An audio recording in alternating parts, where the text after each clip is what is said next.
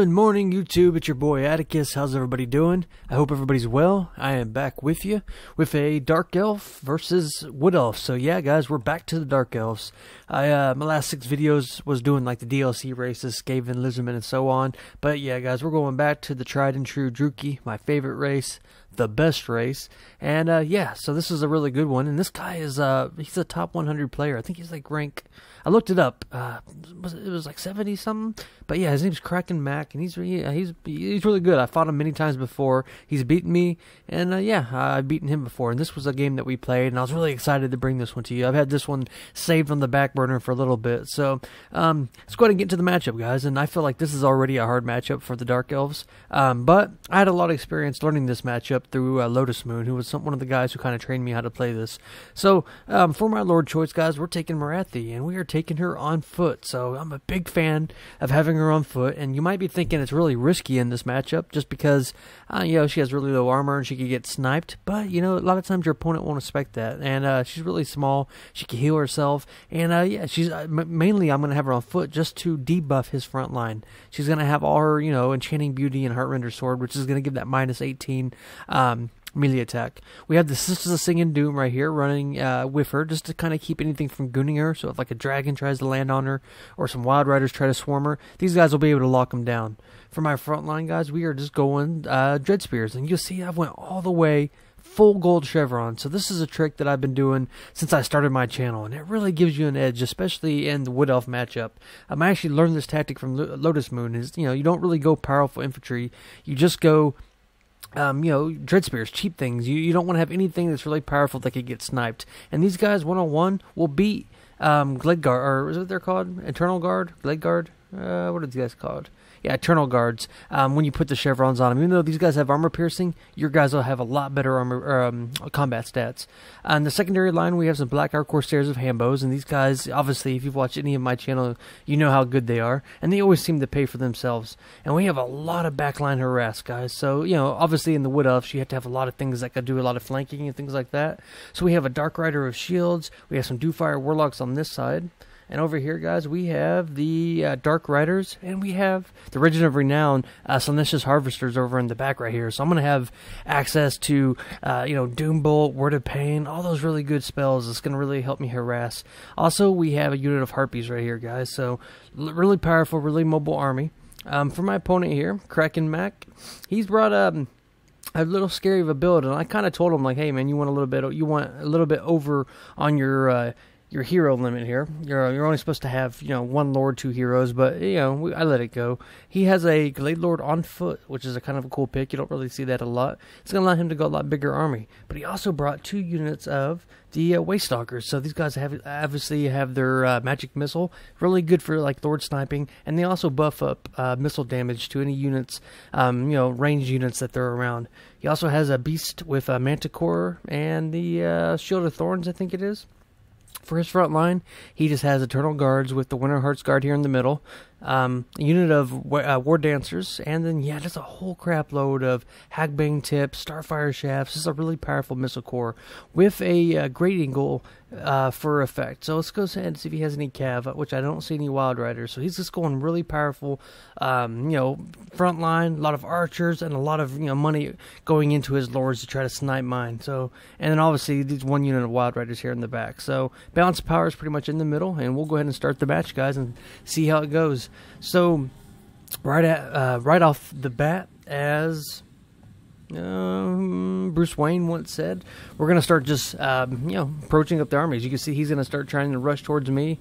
I'm going to be doing the same thing. And we have this really cool little crevice here in the middle of the map, which is, yeah, kind of gives you an advantage if you're like, you know, forming up right here on the ledge. It causes you, you know, causes you to have to charge up the hill.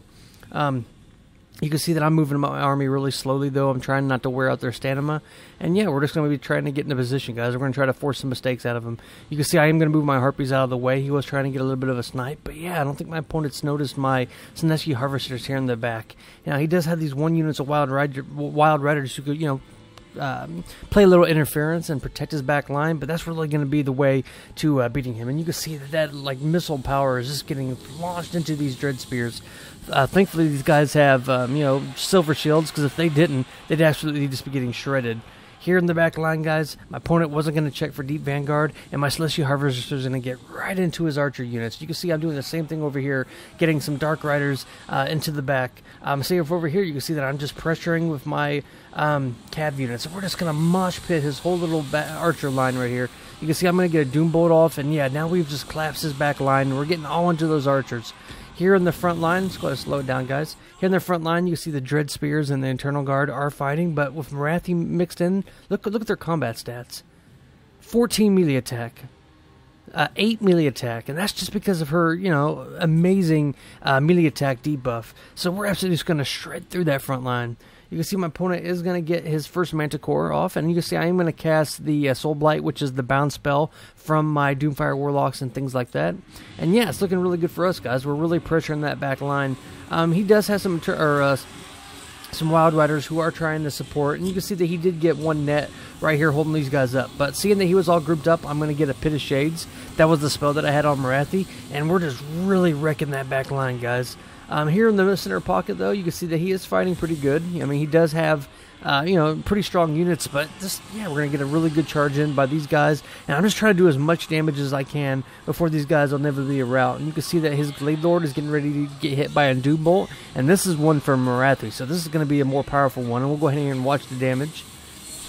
So, ooh, almost down to half health. So yeah, Doom Bolt is really good against lords who are, you know, low health like that. Over here, you can see that these hand bows are just luring away these Eternal Guards, and this is what they're really good at, guys. It's really, you know, making your opponent have to run away and things like that. Here in the back, though, guys, you can see that his Wild Riders are holding pretty good. My Celestial Harvesters, my Doomfire Warlocks, and all my guys are taking a lot of damage, especially now that he has these Asari War Dancers in the back. And if he's able to stabilize that back line and get his archers, you know, shooting again, he might be able to pull this off. Over here, you can see that these hand bows, I'm going to try to, you know, flank them around because I want them shooting those Asari Spears. Those guys don't have any armor, so if I could get some damage on them, that's really going to help. And you can see now my cav is starting to break. I've lost one unit of Dark Riders, and my Celestial Harvesters are down a lot. But I'm going to get another really good Pit of Shades by Morathi right onto his leadership. And it is overcasted, guys. And it's just, you know, I'm waiting for him to group up, and then I'm casting that. And it's just doing so much damage. Here in the infantry fight, guys, you know, with Morathi mixed in, we're just absolutely just shredding through these guys. You know, that is the why you bring Morathi. You're going to have a guaranteed missile line, or, you know, front line that you're going to be able to beat, just because you're going to be nerfing his infantry line almost in half. These Waystalkers are being a big nuisance for me, guys. These guys are doing a lot of damage to my army, and you can see that my Dark Riders here are going to get the prey of Anaf Rama, and he's going to allow some of these Glade Guards to come back online and start shooting at me. Opponent is going to get a second Manticore summon, and that's, you know, those things are really helpful. They do cause terror. But, yeah, guys, you can see over here that we're still just chasing away these Eternal Guards. We're just getting shot in the face. And, yeah, you can see Morathi now is going to start rushing ahead. But, yeah, I'm taking a little bit of damage from these archers. I'm going to get a Soul Stealer off, guys, and this is going to heal up Morathi a little bit. It's going to do a little bit of damage. I didn't have enough Winds of Magic, though, to overcast it, so it's not going to do as much damage as I would hope.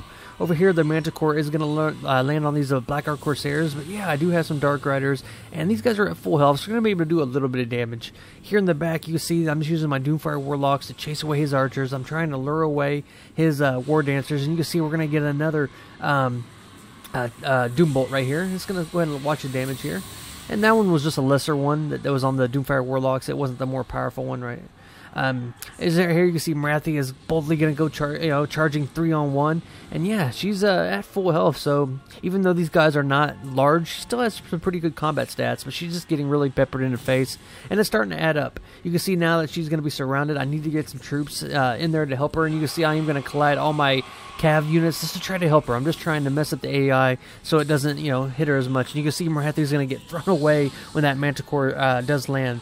Luckily, though, I do have some Dread Spears coming to support, and yeah, guys, I mean, now we're in that part of the game where it's just going to come down to the Lord battles.